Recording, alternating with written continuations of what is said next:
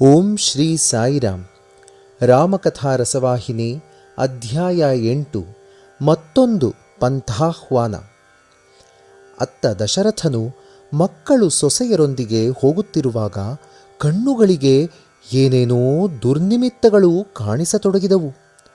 ಅವನು ವಸಿಷ್ಠರನ್ನು ಕುರಿತು, ಸ್ವಾಮಿ, ಏನಿದು? ಆಕಾಶದಲ್ಲಿ ಪಕ್ಷಿಗಳು ಹಾರಾಡುತ್ತಾ ಘೋರವಾಗಿ ಅರಚುತ್ತಿವೆ. ಭೂಮಿಯ ಮೇಲೆ ಪ್ರಾಣಿಗಳು ನಮ್ಮ ರಥಕ್ಕೆ ಪ್ರದಕ್ಷಿಣೆಯಾಗಿ ತಿರುಗುತ್ತಿವೆ. ಹಾಗೆ ತಿರುಗಬಾರದಲ್ಲವೇ? ಇದಕ್ಕೇನೋ ಕಾರಣವಿರಬೇಕು. ನನಗೇನೋ ದಿಗಿಲಾಗುತ್ತಿದೆ ಎಂದನು. ವಸಿಷ್ಠರು ದಿವ್ಯದೃಷ್ಟಿಯಿಂದ ತಿಳಿದು, ರಾಜ, ನಮಗೆ ಬರಲಿರುವ ಭಯಂಕರ ಕೇಡಿನ ಸೂಚಕವಾಗಿ ಆಕಾಶದಲ್ಲಿ ಪಕ್ಷಿಗಳು ಭಯಂಕರವಾಗಿ ಅರಚುತ್ತಿದೆ. ಆದರೆ ಭೂಮಿಯ ಮೇಲೆ ಮೃಗಗಳು ನಮಗೆ ಪ್ರದಕ್ಷಿಣೆ ಮಾಡುತ್ತಿರುವುದು ಬರಲಿರುವ ಆ ಕೇಡು ನಿವಾರಣೆಯಾಗುವುದರ ಚಿಹ್ನೆ. ಆದ್ದರಿಂದ ನೀವು ಚಿಂತಿಸುವ ಕಾರಣವಿಲ್ಲ ಎಂದು ಧೈರ್ಯ ಹೇಳುತ್ತಿರುವಂತೆಯೇ ಒಂದು ಭಯಂಕರ ಬಿರುಗಾಳಿ ಬೀಸಿತು. ನೋಡುತ್ತಿರುವಂತೆಯೇ ದೊಡ್ಡ ದೊಡ್ಡ ವೃಕ್ಷಗಳು ನೆಲಕ್ಕುರುಳಿದವು. ಪರ್ವತಗಳು ತೂಗಾಡತೊಡಗಿದವು. ಭೂಮಿಯೇ ಅಲುಗಾಡುತ್ತಿದೆಯೋ ಎನ್ನುವಂತೆ ಪಿಡುಗಿನಂಥ ಶಬ್ದ ಕೇಳಿಸಿತು. ಒಬ್ಬರ ರಥವು ಮತ್ತೊಬ್ಬರಿಗೆ ಕಾಣದ ಹಾಗಾಯಿತು. ಎಲ್ಲೆಲ್ಲೂ ಧೂಳು ಮುಸುಕಿತು. ಕುದುರೆಗಳು, ಆನೆಗಳು ಓಡಲಾರಂಭಿಸಿದುವು. ಸೈನಿಕರು ಮೂರ್ಛೆ ಹೋದರು. ಕೆಲವರು ಸ್ತಂಭೀಭೂತರಾದರು. ವಸಿಷ್ಠರು, ದಶರಥ ಮತ್ತು ಅವನ 4 ಕುಮಾರರ ಹೊರತು ಮಿಕ್ಕವರೆಲ್ಲರೂ ವಿಚೇತನರಾದರು. ಭೂಮ್ಯಾಕಾಶ ಒಂದಾಗಿ ಕತ್ತಲೆ ಆವರಿಸಿತು. ಆ ಗಾಢಾಂಧಕಾರದಲ್ಲಿ ಥಳಥಳನೆ ಪ್ರಕಾಶಿಸುವ ಒಂದು ಕಾಂತಿಯು ಕಣ್ಣಿಗೆ ಗೋಚರಿಸಿತು. ಭಯಂಕರ ನೇತ್ರಗಳುಳ್ಳ ಉಗ್ರನಾದ ಒಬ್ಬ ವ್ಯಕ್ತಿಯು ಅವರೆದುರಿಗೆ ನಿಂತಿರುವುದು ಕಾಣಿಸಿತು. ಅವನ ತಲೆ ತುಂಬ ದಟ್ಟವಾದ ಗಂಟಾದ ಕೂದಲು, ಭುಜದ ಮೇಲೆ ನೇತಾಡುತ್ತಿದ್ದ ಗಂಡು ಗೊಡಲಿ ಹಾಗೂ ಮಿಂಚಿನಂತೆ ಪ್ರಕಾಶಿಸುವ ಬಿಲ್ಲು ಬಾಣಗಳು. ಅವನು ತ್ರಿಪುರಾಸುರನ ಸಂಹಾರಕ್ಕೆ ಹೊರಟ ಫಾಲಾಕ್ಷನಂತೆ ಅವರಿಗೆ ಕಂಡನು. ವಸಿಷ್ಠರು ಅವರು ಪರಶುರಾಮನೆನ್ನುವುದನ್ನು ಗುರುತಿಸಿದರು. ಅವರ ಕೋಪ ತಾಪಗಳು ಹಿಂದೆಯೇ ಶಾಂತವಾಗಿತ್ತಲ್ಲವೇ? ಶತ್ರುಗಳೆಲ್ಲರನ್ನೂ ಹತಮಾಡಿ ಶಾಂತರಾಗಿದ್ದ ಪರಶುರಾಮರಿಗೆ ತಿರುಗಿ ಈ ದಿನ ಕೋಪ ಬರಲು ಕಾರಣವೇನೆಂದು ಯೋಚಿಸಿದರು. ಅರ್ಘ್ಯಾದಿಗಳನ್ನು ತೆಗೆದುಕೊಂಡು ಹೋಗಿ ಅವರ ಎದುರು ನಿಂತು, ಓ ರಾಮ, ಭಾರ್ಗವರಾಮ ಎಂದು ಮನೋಹರವಾಗಿ ಸಂಭಾಷಿಸಿ ಅರ್ಘ್ಯವನ್ನೆತ್ತರು. ಪರಶುರಾಮರು ಅವರು ಇತ್ತ ಅರ್ಘ್ಯವನ್ನು ಸ್ವೀಕರಿಸುತ್ತಾ ರಾಮನತ್ತ ಧಗಿಸುವ ಕೆಂಡದಂಥ ಕಣ್ಣುಗಳಿಂದ ನೋಡಲಾರಂಭಿಸಿದರು. ಅದಕ್ಕೆ ಉತ್ತರವಾಗಿ ಶ್ರೀರಾಮಚಂದ್ರನು ಮುಗುಳ್ನಗೆ ಸೂಸುತ್ತಾ ಅವರನ್ನು ನೋಡಿದನು. ಪರಶುರಾಮರು ಮತ್ತಷ್ಟು ಉದ್ರಿಕ್ತರಾಗಿ, ಓ ದಾಶರಥಿ, ನಿನ್ನ ಪರಾಕ್ರಮವನ್ನು 1000 ನಾಲಿಗೆಗಳಿಂದ ಕೇಳಿದ್ದೇನೆ. ನೀನು ಶಿವಧನುಸ್ಸನ್ನು ಲೀಲಾಜಾಲವಾಗಿ ಮುರಿದ ವಿಷಯ ಕೂಡ ಕೇಳಿದ್ದೇನೆ. ಅವೆಲ್ಲವೂ ಕೇಳಿದ್ದೇ ಹೊರತು ನೋಡಿದ್ದಿಲ್ಲ. ಈ ದಿನ ನಿನ್ನ ಪರಾಕ್ರಮವನ್ನು ಕಣ್ಣಾರೆ ನೋಡಬೇಕೆಂದು ಇಲ್ಲಿಗೆ ಬಂದಿದ್ದೇನೆ. ನಾನೊಂದು ಬಿಲ್ಲನ್ನು ತಂದಿದ್ದೇನೆ. ಅದು ನನ್ನ ತಂದೆ ಜಮದಗ್ನಿಯದು. ಇದಕ್ಕೆ ಬಾಣ ಹೂಡಿ ನಿನ್ನ ಬಲವನ್ನು ಪ್ರದರ್ಶಿಸು. ಇಲ್ಲದಿದ್ದರೆ ನನ್ನೊಡನೆ ಹೋರಾಡಲು ಬಾ ಎಂದು ಬಹು ಉದ್ರೇಕದ ಮಾತುಗಳನ್ನಾಡಿದರು. ಅದರಿಂದ ರಾಮನು ಸ್ವಲ್ಪವೂ ವಿಚಲಿತನಾಗದೆ ಮಂದಹಾಸ ಬೀರುತ್ತಾ, ಓ ಭಾರ್ಗವರಾಮ, ನಿಮಗೆ ಕ್ಷತ್ರಿಯರ ಮೇಲಿದ್ದ ಕೋಪವು ಎಂದೋ ತೀರಿಹೋಯಿತು ಎಂದು ಕೇಳಿದ್ದೆ, ಹಾಗೆ ಅಂದುಕೊಂಡಿದ್ದೆ. ಆದರೆ ತಿರುಗಿ ಈ ವೈಪರೀತ್ಯ, ಈ ವಿಕಾರ ಏನಿದು ಎನ್ನುತ್ತಿರುವಂತೆಯೇ ದಶರಥನು ದೀನನಾಗಿ, ಭಾರ್ಗವ, ನೀನು ಬ್ರಾಹ್ಮಣನು, ಮಹಾಯಶಸ್ಸಿನ ನನ್ನ ಮಕ್ಕಳು ಹಸುಗೂಸುಗಳು. ಅವರ ಮೇಲೆ ಈ ವಿಧವಾದ ನಿಷ್ಕಾರಣ ದ್ವೇಷ ಸಾಧಿಸುವುದು ನಿಮ್ಮಂಥ ಉತ್ತಮ ವಂಶೀಯರಿಗೆ ಧರ್ಮವಲ್ಲ. ನಿಮ್ಮ ವಂಶೀಯರು ನಿರಂತರ ವೇದಾಧ್ಯಯನ ಮಾಡುತ್ತಾ ಚಂದ್ರಾಯಣ ವ್ರತವನ್ನು ಆಚರಿಸುತ್ತಿದ್ದವರು. ಇಂದಿನಿಂದ ಶಸ್ತ್ರಾಸ್ತ್ರಗಳನ್ನು ಬಿಟ್ಟಿದ್ದೇನೆ. ನನ್ನ ಮನೋಭೀಷ್ಟವು ನೆರವೇರಿತು ಎಂದು ದೇವೇ ದೇವೇಂದ್ರನೆದುರು ಪ್ರತಿಜ್ಞೆ ಮಾಡಿ ಧರ್ಮಪರಾಯಣರಾಗಿ ಪ್ರಶಾಂತ ಚಿತ್ತರಾಗಿ ಈ ವಸುಂಧರೆಯನ್ನು ಕಶ್ಯಪನಿಗೆ ದಾನ ಮಾಡಿ ಮಹೇಂದ್ರ ಪರ್ವತದ ಮೇಲೆ ತಪಸ್ಸು ಮಾಡುತ್ತಿದ್ದ ನೀವು ಈಗ ನಮ್ಮ ಸರ್ವನಾಶಕ್ಕೆ ಸಂಸಿದ್ಧರಾಗಿರುವುದು ನಿಮ್ಮ ಮಾತಿಗೆ ವಿರುದ್ಧವಾಗಿದೆ.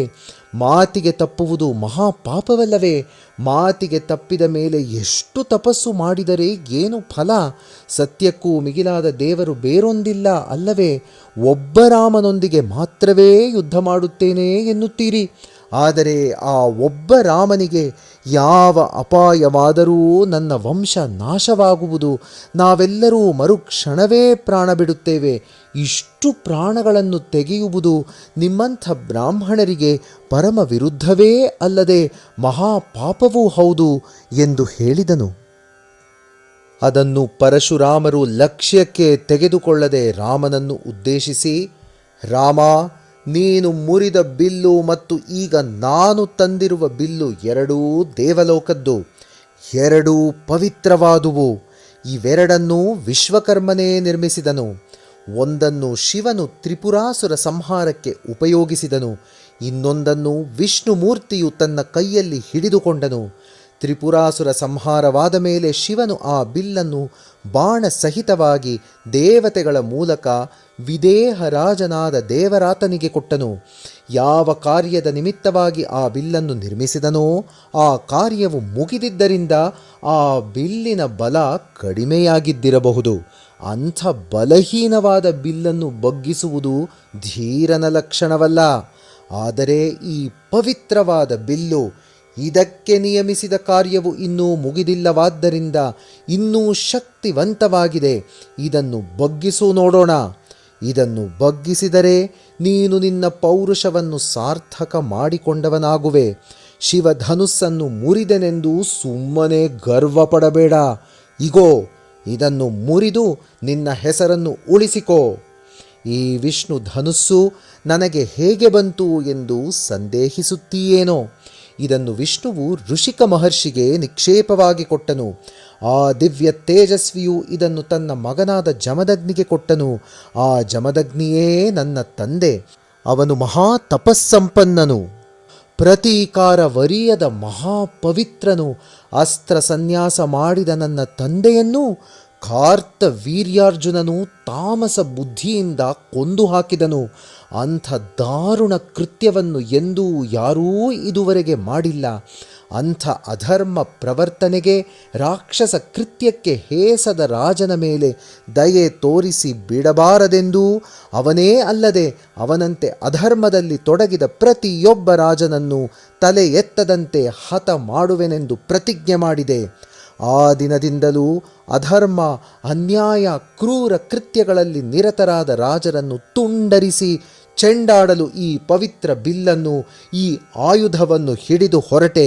ಅನೇಕ ದುರ್ಮಾರ್ಗಿಗಳಾದ ರಾಜರನ್ನು ಕೊಂದೆ. ಈ ಭೂಲೋಕವನ್ನೇ ವಶ ಮಾಡಿಕೊಂಡೆ. ಆದುದರಿಂದ ಕಾರ್ತವೀರ್ಯಾರ್ಜುನನು ನನ್ನ ತಂದೆಯನ್ನು ಕೊಂದ ಕೋಪವು ಸ್ವಲ್ಪ ಮಟ್ಟಿಗೆ ಶಾಂತವಾಯಿತು. ಕ್ಷತ್ರಿಯರ ಮೇಲೆ ದಂಡೆತ್ತಿ ಹೋಗುವುದನ್ನು ಬಿಟ್ಟು ಯಜ್ಞವನ್ನು ಪ್ರಾರಂಭಿಸಿದೆ. ಆ ಯಜ್ಞಕ್ಕೆ ಮಹಾತ್ಮನೂ ಪುಣ್ಯಕರ್ಮಿಯೂ ಆದ ಕಶ್ಯಪನನ್ನು ಆಹ್ವಾನಿಸಿ ಅವನಿಗೆ ನಾನು ಗೆದ್ದ ಭೂಭಾಗವನ್ನು ದಕ್ಷಿಣೆಯಾಗಿತ್ತೆ. ಅಂದಿನಿಂದ ಮಹೇಂದ್ರ ಪರ್ವತದ ಮೇಲೆ ಕಾಲವನ್ನು ಪ್ರಸನ್ನ ಹೃದಯಿಯಾಗಿ ಕಳೆಯುತ್ತಿದ್ದೇನೆ. ಆದರೆ ಒಮ್ಮೆ ಅಸ್ತ್ರ ಸನ್ಯಾಸ ಮಾಡಿದ ನಾನು ತಿರುಗಿ ಈ ಅಸ್ತ್ರ ಪ್ರಯೋಗಕ್ಕೇಕೆ ಇಳಿದೆ ಎಂದು ನಿನ್ನ ತಂದೆಯು ಕೇಳಿದ ಪ್ರಶ್ನೆಗೆ ಸಮಾಧಾನ ಹೇಳುತ್ತೇನೆ, ಕೇಳು. ರಾಮ, ನೀನು ಶಿವಧನುಸ್ಸನ್ನು ಮುರಿದೆ ಎನ್ನುವುದನ್ನು ಕೇಳಿ ನಿನ್ನ ಶಕ್ತಿ ಸಾಮರ್ಥ್ಯವು ದೊಡ್ಡದೆಂದೇ ಭಾವಿಸಿದೆ. ಬ್ರಹ್ಮ ಸೃಷ್ಟಿಯಾದ ಈ 2 ಅಸ್ತ್ರಗಳಲ್ಲಿ ಒಂದು ಮುರಿಯಿತು, ಇನ್ನೊಂದು ಇದೆಯಾದರೂ ಇದು ಅಸ್ತ್ರ ಸನ್ಯಾಸ ಮಾಡಿದ ನನ್ನ ಹತ್ತಿರ ಇದೆಯಾದ್ದರಿಂದ ಇದರಿಂದ ಪ್ರಯೋಜನವಿಲ್ಲವೆಂದು ತಿಳಿದು ನೀನು ಇದನ್ನೂ ಮುರಿಯಬೇಕು. ಇಲ್ಲವೇ ನನ್ನೊಂದಿಗೆ ಯುದ್ಧ ಮಾಡಿ ಇದನ್ನು ಸ್ವಾಧೀನ ಮಾಡಿಕೊಳ್ಳಬೇಕು. ಈ 2ರಲ್ಲಿ ಒಂದಾದರೆ ಮಾತ್ರ ಒಳ್ಳೆಯದೆಂದು ಭಾವಿಸಿ ಕಾಲ ನಿರೀಕ್ಷಣೆ ಮಾಡುತ್ತಿದ್ದೆ. ಅಂಥ ಕಾಲ ಈ ದಿನ ಲಭಿಸಿತು. ದೊರೆತ ಕಾಲವನ್ನು ಸದ್ವಿನಿಯೋಗ ಮಾಡಬೇಕೇ ವಿನಾ ನಿರುಪಯೋಗ ಮಾಡಬಾರದು. ಯುದ್ಧವು ಸದ್ವಿನಿಯೋಗವೇ ಎಂದು ನೀನು ಶಂಕಿಸಬಹುದು. ಲೋಕ ಕಲ್ಯಾಣ ನಿಮಿತ್ತವಾಗಿ ದುರ್ಮಾರ್ಗಿಗಳನ್ನು ಸದೆಬಡಿದು ಸತ್ಪದಾರ್ಥವನ್ನು ಭದ್ರವಾಗಿ ನಿಲ್ಲಿಸುವುದೇ ಯುದ್ಧದ ಅಂತರಾರ್ಥ. ಆದ್ದರಿಂದ ಯುದ್ಧವನ್ನು ಬಾಹ್ಯ ದೃಷ್ಟಿಯಿಂದ ಮಾತ್ರ ನೋಡಿ ಅದು ಹಿಂಸೆ ಎಂದು ತಿಳಿಯಬಾರದು. ಅದರ ಉದ್ದೇಶವನ್ನು ಲಕ್ಷ್ಯದಲ್ಲಿಟ್ಟುಕೊಂಡರೆ ಬಾಹ್ಯ ಕ್ರಿಯೆಯ ಸಮಂಜಸತೆ ಅರ್ಥವಾಗುವುದು. ಕತ್ತಿ ಹರಿತವಾಗಬೇಕಾದರೆ ಅದನ್ನು ಸಾಣೆಕಲ್ಲಿನ ಮೇಲೆ ಮಸೆಯಬೇಕು. ಮಸೆಯುವುದರಿಂದ ಕತ್ತಿಗೆ ಬಾಧೆಯಾಗುತ್ತಿದೆ ಎಂದು ಭಾವಿಸುವುದಿಲ್ಲ ಅಲ್ಲವೇ? ದೇಹಕ್ಕೆ ಬಲ ಬರಬೇಕಾದರೆ ಆಹಾರವನ್ನು ಗಟ್ಟಿಯಾದ ಹಲ್ಲುಗಳ ಮಧ್ಯೆ ಸೇರಿಸಿ ಅಗಿಯಬೇಕು. ಅದರಿಂದ ಆ ಪದಾರ್ಥವನ್ನು ಬಾಧಿಸುತ್ತಿದ್ದೇವೆಂದು ತಿಳಿಯುವುದು ಸರಿಯಲ್ಲ ಅಲ್ಲವೇ?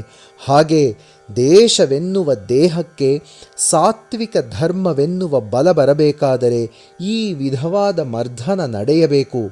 ಇದು ಮಾರ್ಗ ಮಧ್ಯವು. ಮಾತಿನಲ್ಲಿ ಕಾಲ ಕಳೆಯುವುದಕ್ಕಿಂತ ಕ್ರಿಯೆಯಲ್ಲಿ ಇಳಿಯುವುದು ತಿಳಿಯುವುದು ಅವಶ್ಯಕ. ಇಗೋ, ಈ ಬಿಲ್ಲನ್ನು ಮುರಿ, ಇಲ್ಲವೇ ನನ್ನೊಂದಿಗೆ ಮುಷ್ಠಿ ಯುದ್ಧ ಮಾಡು ಎಂದು ಬಿಲ್ಲನ್ನು ಅವನ ಕೈಗೆ ಕೊಡಲುದ್ಯುಕ್ತರಾದರು. ಪರಶುರಾಮರ ಮಾತಿಗೆ ಕಿಡಿಕಾರುತ್ತಾ ಲಕ್ಷ್ಮಣನು ಏನೋ ಹೇಳಲು ಪ್ರಯತ್ನಿಸಿದಾಗ ರಾಮನು ಅವನನ್ನು ಸಮಾಧಾನಪಡಿಸಿ, ಇದು ನಿನಗೆ ಸಂಬಂಧಿಸಿದ್ದಲ್ಲ. ನನ್ನನ್ನು ಕೇಳಿದ ಪ್ರಶ್ನೆಗೆ ನಾನೇ ಉತ್ತರ ಹೇಳಬೇಕು ಎಂದು ಶಾಂತಪಡಿಸಿದನು.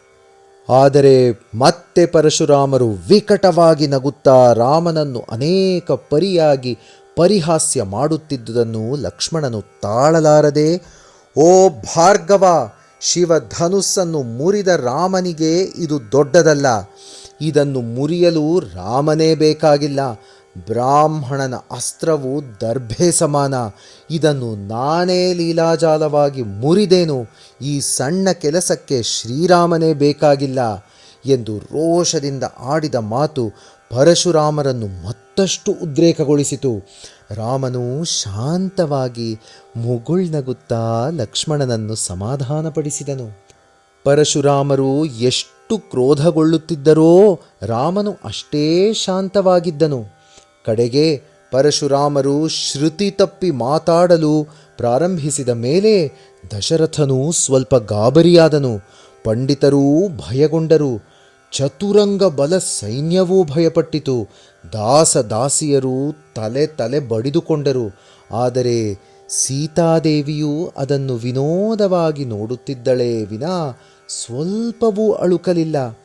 ನನ್ನ ಪುರುಷ ಸಿಂಹದೆದುರು ಈ ಗುಳ್ಳೆ ನರಿಯು ಎಷ್ಟು ಮಾತ್ರದ್ದು ಎಂದು ಊರ್ಮಿಳೆ, ಮಾಂಡವಿ, ಶ್ರುತಕೀರ್ತಿಯರಿಗೆ ಧೈರ್ಯ ಹೇಳುತ್ತಿದ್ದಳು. ರಾಮನು ಲಕ್ಷ್ಮಣನನ್ನು ಸಮಾಧಾನಗೊಳಿಸುತ್ತಿದ್ದುದನ್ನು ನೋಡಿ ಭರತ ಶತ್ರುಘ್ನರೂ ಸುಮ್ಮನಾದರು. ಇಲ್ಲದಿದ್ದರೆ ಅವರೂ ಕೋಪೋದ್ರೇಕದಿಂದ ಕುದಿಯುತ್ತಾ ರಾಮನ ಆಜ್ಞೆಗೆ ಕಾಯುತ್ತಿದ್ದವರೇ. ವಸಿಷ್ಠರು ತ್ರಿಕಾಲಜ್ಞಾನಿಗಳಾದ್ದರಿಂದ ಅವರಿಗೆ ವಿಷಯವು ತಿಳಿದಿತ್ತು. ಇದು ಭಗವಲ್ಲೀಲಾ ನಾಟಕವೆಂದು ತಮ್ಮೊಳಗೆ ಭಾವಿಸಿ ಏನೂ ಮಾತನಾಡದೆ ಮಧ್ಯ ಪ್ರವೇಶಿಸದೆ ಸುಮ್ಮನೆ ನೋಡುತ್ತಿದ್ದರು.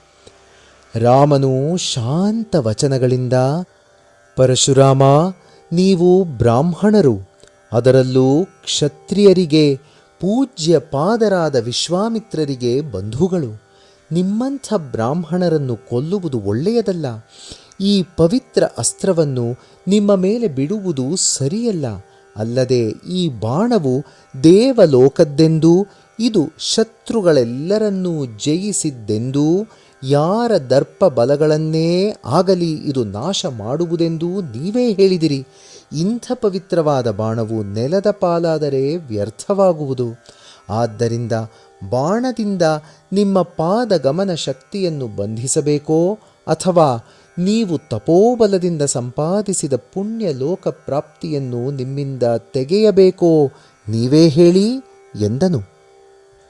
ಇದನ್ನು ಕೇಳಿದಾಕ್ಷಣ ಪರಶುರಾಮರು ಮತ್ತಷ್ಟು ಉಗ್ರರಾಗಿ ಕಣ್ಣುಗಳನ್ನು ಕೆಂಪಗೆ ಮಾಡಿಕೊಂಡು, ರಾಮ, ಏನೆಂದೇ ಎಂದು ಮುಂದೆ ಬಂದೊಡನೆ ರಾಮನು ನಗುತ್ತಾ ಅವರ ಭುಜದ ಮೇಲಿದ್ದ ಆ ವಿಷ್ಣು ಧನುಸ್ಸನ್ನು ಎಳೆದುಕೊಂಡು ಕೈಯಲ್ಲಿ ಹಿಡಿದುಕೊಂಡನು.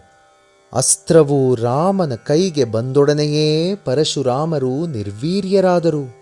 ಆ ಅಸ್ತ್ರವನ್ನು ಧರಿಸಿದ ರಾಮನನ್ನು ನೋಡಲು ಸಾಧ್ಯವಾಗದೇ ಹೋಯಿತು. ಮಹಾ ತೇಜೋವಂತನಾಗಿ ಅನೇಕ ಕೋಟಿ ದೀಪಗಳು ಒಂದೆಡೆ ಸೇರಿದರೆ ಎಷ್ಟು ಪ್ರಕಾಶಮಾನವಾಗಿರುವುದೋ ಅಷ್ಟು ಪ್ರಕಾಶಮಾನವಾಗಿ ಸಾಕ್ಷಾತ್ ನಾರಾಯಣನು ಕಾಣಿಸತೊಡಗಿದನು. ತನ್ನ ಆಯುಧವು ತನ್ನ ಕೈ ಸೇರಿದೊಡನೆ ಆ ಆಯುಧವು ಕೂಡ ಮತ್ತಷ್ಟು ತೇಜೋಮಯವಾಗಿ ಪ್ರಕಾಶಿಸಿತು. ಅದರಲ್ಲಿ ನಿಜವಾದ ಶಕ್ತಿ ಆವಿರ್ಭವಿಸಿತು. ಇದನ್ನು ನೋಡಿ ದೇವತೆಗಳು ಆಕಾಶದಿಂದ ಹೂವಿನ ಮಳೆಗರೆದರು. ಮಂಗಳವಾದ್ಯಗಳು ಮೊಳಗಿದವು.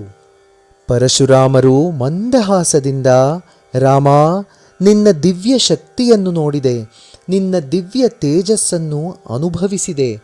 ನಾನು ಪೂರ್ವದಲ್ಲಿ ಈ ಭೂಭಾಗವನ್ನು ಕಶ್ಯಪನಿಗೆ ದಾನವಿತ್ತಾಗ ಅವನು, ನೀನಿನ್ನು ಈ ದೇಶದಲ್ಲಿ ಇರಕೂಡದು, ಹಾಗೇನಾದರೂ ನೀನು ಇಲ್ಲಿಗೆ ಬಂದರೆ ಒಂದು ರಾತ್ರಿ ಕೂಡ ಇಲ್ಲಿ ನಿದ್ರಿಸಬಾರದು ಎಂದು ಶಾಪವಿತ್ತನು. ಆದ್ದರಿಂದ ಕತ್ತಲೆಯಾಗುತ್ತಿದೆ, ನಾನಿನ್ನು ಈ ಭೂಭಾಗದಲ್ಲಿ ಇರುವಂತಿಲ್ಲ, ಬೇಗ ಮಹೇಂದ್ರ ಪರ್ವತ ಪ್ರಾಂತಕ್ಕೆ ಹೋಗಬೇಕು. ನನ್ನ ಪಾದಗತಿಯನ್ನು ಬಂಧಿಸಬೇಡ. ನಾನು ತಪೋಬಲದಿಂದ ಅಪ್ರತಿಮವಾದ ಲೋಕಗಳನ್ನು ಜಯಿಸಿದೆ. ಆ ಶಕ್ತಿಯನ್ನು ಈಗಲೇ ಈ ಬಾಣದಿಂದಲೇ ಹೊಡೆದು ತೆಗೆ. ರಾಮ, ನನ್ನಲ್ಲಿರುವ ಸರ್ವಶಕ್ತಿಯೂ ನಿನ್ನದೇ. ನಿನ್ನ ಶಕ್ತಿಯನ್ನು ತಿರುಗಿ ನಿನಗೇ ಕೊಡುತ್ತಿದ್ದೇನೆ ಎಂದು ರಾಮನನ್ನು ಆಲಂಗಿಸಿಕೊಂಡೊಡನೆಯೇ ಪರಶುರಾಮರ 3 ಕಳೆಗಳ ಶಕ್ತಿಯು ರಾಮನಲ್ಲಿ ಲೀನವಾಯಿತು. ಆಗ ಪರಶುರಾಮರು, ರಾಮ, ಲೋಕದಲ್ಲಿ ದೈವತ್ವವನ್ನು ಅರ್ಥ ಮಾಡಿಕೊಳ್ಳದೆ ಎಂತಹ ಪರಾಕ್ರಮ ತಪೋ ಸಂಪನ್ನರೂ ಕೂಡ ತಮ್ಮ ತಮ್ಮ ಯೋಗ ಶಕ್ತಿಯನ್ನೇ ಅವಲಂಬಿಸಿ ವಿಷ್ಣು ಮಾಯೆಯನ್ನು ಮರೆತು ಸಂಚರಿಸುತ್ತಿರುವುದು ಸರ್ವೇ ಸಾಮಾನ್ಯ. ಆದ್ದರಿಂದ ಈ ನಿನ್ನ ನಿಜ ಶಕ್ತಿಯನ್ನು ಲೋಕಕ್ಕೆ ತೋರಿಸುವುದಕ್ಕಾಗಿ ನೀನೇ ಈ ದೇಹವನ್ನೂ ಈ ರೀತಿಯ ಕೆಲವು ಶಕ್ತಿಗಳನ್ನೂ ನನಗೆ ಅನುಗ್ರಹಿಸಿದೆ. ತಿರುಗಿ ನಿನ್ನ ವಿಷ್ಣುತ್ವವನ್ನು ಸಾದೃಶಗೊಳಿಸಿದೆ. ನೀನು ಸಾಕ್ಷಾತ್ ವಿಷ್ಣು ಮೂರ್ತಿ. ನೀನು ಅಸದೃಶ ಕರ್ಮಿ. ಲೋಕವೇ ನಿನ್ನ ನಾಟಕ. ನೀನು ಇಲ್ಲದ್ದು, ನೀನು ಅಲ್ಲದ್ದು ಲೋಕದಲ್ಲಿ ಇಲ್ಲವೇ ಇಲ್ಲ. ಎಲ್ಲ ನಿನ್ನದೇ. ಇಂಥ ಮಹಾಪವಿತ್ರವಾದ ನಿನ್ನ ಅಸ್ತ್ರವು ಸ್ವಲ್ಪ ಕಾಲವಾದರೂ ನನ್ನ ಬಳಿ ಇದ್ದುದರಿಂದ ನನ್ನ ಬಗೆಗೂ ಲೋಕದಲ್ಲಿ ಪೂಜ್ಯ ಭಾವ ಉಂಟಾಯಿತು. ಅದೇ ನನ್ನ ಪುಣ್ಯ, ಇದೇ ನನ್ನ ಅರ್ಪಣೆ ಎಂದು ಹೇಳಿ ಅಂತರ್ಧಾನರಾದರು. ರಾಮನು ಶಾಂತವದನನಾಗಿ ಹಸನ್ಮುಖದಿಂದ ಆ ಬಿಲ್ಲನ್ನೂ ಆ ಬಾಣವನ್ನೂ ವರುಣದೇವನಿಗೆ ಕೊಟ್ಟನು. ವಸಿಷ್ಠರಿಗೂ ತನ್ನ ತಂದೆಗೂ ನಮಸ್ಕರಿಸಿದನು.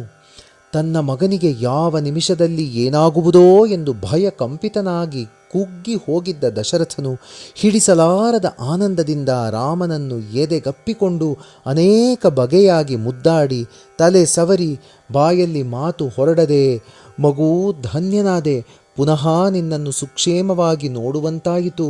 ನಿನ್ನ ಪರಾಕ್ರಮ ಶಕ್ತಿಗಳು ಅಪಾರ, ಅದ್ಭುತ ಎಂದು ಅನೇಕ ರೀತಿಯಾಗಿ ಕೊಂಡಾಡಿದನು. ರಾಮನು, ಅಪ್ಪ, ಧರ್ಮಕ್ಕೆ ಜಯ ಖಂಡಿತ. ಆದರೆ ಪ್ರಾರಂಭದಲ್ಲಿ ಭಯ ಹುಟ್ಟಿಸುವುದು, ಬಲಹೀನತೆ ಉಂಟು ಮಾಡುವುದು, ಅಪಜಯದ ಸೂಚನೆ ಕೂಡ ಕಾಣಿಸುವುದು. ಅವುಗಳಿಗೆ ಜಗ್ಗದೆ ಕುಗ್ಗದೆ ಧರ್ಮವನ್ನೇ ದೃಷ್ಟಿಯಲ್ಲಿಟ್ಟುಕೊಂಡು ಮುನ್ನಡೆದರೆ ಎಂದೂ ಅಪಜಯ ಇಲ್ಲ, ಬರುವುದಿಲ್ಲ. ಆದರೆ ಮಾನವರು ಈ ಸತ್ಯವನ್ನು ತಿಳಿಯದೆ ಆಳವಾಗಿ ವಿಚಾರ ಮಾಡದೆ ಮೇಲೆ ಮೇಲೆ ಪರದಾಡುವುದರಿಂದ ಅಪಜಯಕ್ಕೆ ಗುರಿಯಾಗುವರು. ಸರಿ, ಆದದ್ದಾಯಿತು, ಇದೆಲ್ಲ ನಿಮ್ಮ ಆಶೀರ್ವಾದದ ಬಲ ಎಂದು ಮತ್ತೊಮ್ಮೆ ನಮಸ್ಕರಿಸಿ, ಚತುರಂಗ ಬಲವು ಅಯೋಧ್ಯೆಗೆ ಹೋಗಲು ನಿಮ್ಮ ಆಜ್ಞೆಗೆ ಕಾಯುತ್ತಿದೆ ಎನ್ನಲು ದಶರಥನು ಅಮಿತೋತ್ಸಾಹದಿಂದ, ಮಗು, ಇನ್ನು ಆಲಸ್ಯವೇಕೆ, ಹೊರಡೋಣ ಎಂದು ಮಂತ್ರಿಯನ್ನು ಕರೆದು ಸೈನ್ಯವು ಅಯೋಧ್ಯ ನಗರಕ್ಕೆ ಹೊರಡುವಂತೆ ಆಜ್ಞಾಪಿಸಿದನು. ಚತುರಂಗ ಬಲವು ವಿಜಯಧ್ವನಿಯನ್ನು ಮೊಳಗಿಸಿ ಮುಂದೆ ಸಾಗಿತು. ದಶರಥ ಮಹಾರಾಜನು ಮಕ್ಕಳು ಸೊಸೆಯರೊಂದಿಗೆ ನಡೆದು ಹೋದ ಅದ್ಭುತ ಚರ್ಯೆಗಳನ್ನು ಕುರಿತು ಮಾತನಾಡುತ್ತಾ ಪ್ರಯಾಣ ಸಾಗಿಸಿದನು. ನಗರದ ಸಮೀಪಕ್ಕೆ ಬಂದಾಗ ಮುಂದೆ ಸ್ವಲ್ಪ ಸೈನ್ಯವನ್ನು ಕಳುಹಿಸಿ ನಗರಕ್ಕೆ ತಾನು ಬರುತ್ತಿರುವುದನ್ನು ತಿಳಿಸುವಂತೆ ಹೇಳಿ ಕಳಿಸಿದನು. ಪಡೆದ ವಿಜಯದಿಂದ ಅಮಿತಾನಂದದಲ್ಲಿದ್ದ ಸೈನ್ಯವು ಶರವೇಗದಲ್ಲಿ ನಗರವನ್ನು ಸೇರಿ ರಾಮ ಲಕ್ಷ್ಮಣ ಭರತ ಶತ್ರುಘ್ನರು ಸತಿ ಸಮೇತರಾಗಿ ನಗರವನ್ನು ಪ್ರವೇಶಿಸುತ್ತಿದ್ದಾರೆ. ದಶರಥ ಮಹಾರಾಜರು ಅಮಿತಾನಂದದಿಂದ ಈ ವಾರ್ತೆಯನ್ನು ಕಳಿಸಿದ್ದಾರೆ ಎಂದು ತಿಳಿಸಿತು. ಪುರಜನರು ತೋರಣವನ್ನು ಕಟ್ಟಿ ಬೀದಿಗಳನ್ನು ಅಲಂಕರಿಸಿದರು, ಬಾಳೆ ಕಂಬಗಳನ್ನು ಕಟ್ಟಿದರು, ಕಮಾನುಗಳನ್ನು ಹಾಕಿದರು, ನಾರಿಕೇಳಗಳನ್ನು ತೂಗುಬಿಟ್ಟರು, ರಾಜಬೀದಿಗಳಲ್ಲಿ ಪನ್ನೀರು ಚೆಲ್ಲಿದರು, ನಗರವನ್ನೆಲ್ಲ ಅತಿ ಸುಂದರವಾಗಿ ಶೃಂಗರಿಸಿದರು. ಮಂಗಳವಾದ್ಯ ವೃಂದಗಳನ್ನು ಅಲ್ಲಲ್ಲಿ ನಿಲ್ಲಿಸಿದರು, ಮಂಗಳ ಸಾಮಗ್ರಿಗಳನ್ನು ಸಿದ್ಧಪಡಿಸಿದರು. ಬಣ್ಣಿಸಲಾರದ ಆನಂದದಿಂದ ಪುರಜನರು ಕ್ಷಣ ಕ್ಷಣವನ್ನು ಎಣಿಸುತ್ತಾ ಅವರ ದಾರಿಕಾದರು. ಸ್ತ್ರೀಯರು ಕಿಟಕಿಗಳಲ್ಲಿ ಮಹಡಿಗಳಲ್ಲಿ ಮುಸುಕು ಹಾಕಿಕೊಂಡು ಕಿಕ್ಕಿರಿದು ಸೇರಿದರು. ಸೊಸೆಯರು ಮಕ್ಕಳೊಂದಿಗೆ ದಶರಥನು ಅಯೋಧ್ಯ ನಗರವನ್ನು ಪ್ರವೇಶಿಸಿದನು. ಮಂಗಳವಾದ್ಯಗಳು ಮುಗಿಲು ಮುಟ್ಟುವಂತೆ ಮೊಳಗಿದುವು. ಜನರು ಜೈ ಜೈಕಾರ ಮಾಡಿದರು. ಸ್ತ್ರೀಯರು ಮಂಗಳಾರತಿ ಎತ್ತಿದರು, ಪನ್ನೀರು ಚೆಲ್ಲಿದರು, ಪುಷ್ಪಗಳನ್ನು ಸುರಿದರು. ನಕ್ಷತ್ರಗಳಂಥ ಸೊಸೆಯರ ಮಧ್ಯದಲ್ಲಿ ಸೂರ್ಯನಂಥ ಕುಮಾರರು ಬೀದಿಗಳಲ್ಲಿ ಬರುತ್ತಿದ್ದರೆ ಜನರು ದೇಹಗಳನ್ನೇ ಮರೆತು ಆನಂದಿಸಿದರು. ಎಷ್ಟು ಹೊತ್ತು ನೋಡಿದರೂ ತೃಪ್ತಿಯಾಗದೆ ಮತ್ತೆ ಮತ್ತೆ ನೋಡಲು ಮುಂದಕ್ಕೆ ಬರುತ್ತಿದ್ದರು. ದಶರಥಾದಿಗಳು ಬೀದಿಗಳನ್ನು ಹಾದು ರಾಜಭವನವನ್ನು ಸೇರಿದರು. ಸಿಂಹದ್ವಾರದ ಬಳಿ ಬ್ರಾಹ್ಮಣರು ಸ್ವಸ್ತಿವಾಚನ ಹೇಳಿದರು. ದಾದಿಯರು ಅನೇಕ ರೀತಿಯಾಗಿ ದೃಷ್ಟಿ ತೆಗೆದರು, ಮಂಗಳಾರತಿ ಎತ್ತಿದರು. ಬಲಗಾಲು ಮುಂದಿಟ್ಟು ಪ್ರವೇಶಿಸುವಂತೆ ಪಾದಗಳನ್ನು ಹಿಡಿದು ಪ್ರಾರ್ಥಿಸಿದರು. ಸೊಸೆಯರು ಬಲಗಾಲು ಒಳಗಿಟ್ಟು ಪ್ರವೇಶಿಸಿದರು. ಅಂತಃಪುರದ ಪ್ರಥಮ ದ್ವಾರದ ಬಳಿ ಯಾವಾಗ ನೋಡುವೆವೋ ಎಂದು ಕಣ್ಣುಗಳೂ ಕಾಯಗಳೂ ತವಕಿಸುತ್ತಿವೆಯೇನೋ ಎನ್ನುವಂತೆ ಕಾದಿದ್ದ ಕೌಸಲ್ಯ, ಸುಮಿತ್ರೆ, ಕೈಕೆಯರು ಸೊಸೆಯರನ್ನು ಎದುರುಗೊಂಡು ಗಂಧವನ್ನು ಚೆಲ್ಲಿಕೊಂಡು ಶಿರಸ್ಸನ್ನು ಮುದ್ದಾಡಿ ಆಶೀರ್ವದಿಸಿದರು. ಮಕ್ಕಳು ಸೊಸೆಯರೊಂದಿಗೆ ತಾಯಿಯರಿಗೆ ನಮಸ್ಕರಿಸಿದರು.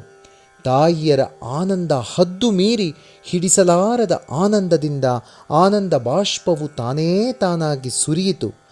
ಅಷ್ಟರಲ್ಲಿ ದಾದಿಯರು ಹಾಲನ್ನವನ್ನು ಬಂಗಾರದ ಬಟ್ಟಲಲ್ಲಿ ತಂದರು. ತಾಯಿಯರು ತಮ್ಮ ತಮ್ಮ ಮಕ್ಕಳು ಸೊಸೆಯರ ಬಾಯಿಯಲ್ಲಿ ಹಾಲನ್ನವಿಟ್ಟು ತಿನ್ನಿಸಿದರು, ಹಾಲನ್ನು ಕುಡಿಸಿದರು. ಒಳಗೆ ಕರೆದೊಯ್ದು ಅಭ್ಯಂಗನ ಸ್ನಾನಕ್ಕೆ ಏರ್ಪಾಟು ಮಾಡಿದರು.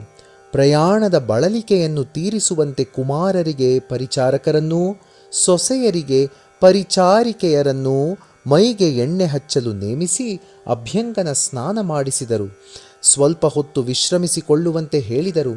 ಅವರು ನಿದ್ರಿಸುತ್ತಿರುವಾಗ ತಲೆಗೆ ಹೊಗೆ ಹಾಕುವವರು, ಪಾದಗಳನ್ನು ಒತ್ತುವವರು, ಚಾಮರಗಳಿಂದ ಗಾಳಿ ಬೀಸುವವರು ಅಮಿತೋತ್ಸಾಹದಿಂದ ಸೇವೆ ಮಾಡುತ್ತಿದ್ದರು. ಅವರಿಗೆ ಆಹಾರಾದಿಗಳನ್ನು ಅವರಿದ್ದಲ್ಲಿಗೇ ಕಳಿಸಿದರು. ಅವರು ಚೆನ್ನಾಗಿ ವಿಶ್ರಮಿಸಿಕೊಂಡ ಮೇಲೆ ಸಂಜೆ ಅಯೋಧ್ಯ ನಗರದ ಸ್ತ್ರೀಯರನ್ನು ಆರತಕ್ಷತೆಗೆ ಬರಮಾಡಿಕೊಂಡರು. ಸುಂದರವಾದ ವೇದಿಕೆಯ ಮೇಲೆ ಬಂಗಾರದ ಪೀಠಗಳನ್ನು ಸಿದ್ಧಪಡಿಸಿದರು. ತಾಯಿಯರಾದ ಕೌಸಲ್ಯ, ಸುಮಿತ್ರೆ, ಕೈಕೆಯರು ತಮ್ಮ ತಮ್ಮ ಸೊಸೆಯರನ್ನು ಅತಿ ಬೆಲೆ ಬಾಳುವ ವಸ್ತ್ರಗಳಿಂದ, ವಜ್ರವೈಡೂರ್ಯಗಳಿಂದ ಮಾಡಿದ ಆಭರಣಗಳಿಂದ ಅಲಂಕರಿಸಲು ದಾದಿಯರನ್ನು ನೇಮಿಸಿದರು. ತಾವೂ ಅಲ್ಲೇ ಇದ್ದು ಅಲಂಕಾರ ಮಾಡಿಸಿ ಸೊಸೆಯರನ್ನು ಕೈ ಹಿಡಿದು ಕರೆತಂದು ವೇದಿಕೆಯ ಮೇಲಿನ ಪೀಠದಲ್ಲಿ ಕೂರಿಸಿದರು.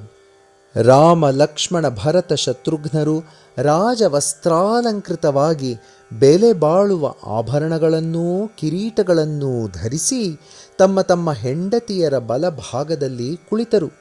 ಆ ದೃಶ್ಯವನ್ನು ತಾಯಿಯರು ಪುರಸ್ತ್ರೀಯರು ಅದೆಷ್ಟು ಬಣ್ಣಿಸಿದರೋ, ನೋಡಿ ಎಷ್ಟು ಆನಂದಿಸಿದರೋ ಅದು ವರ್ಣನಾತೀತ.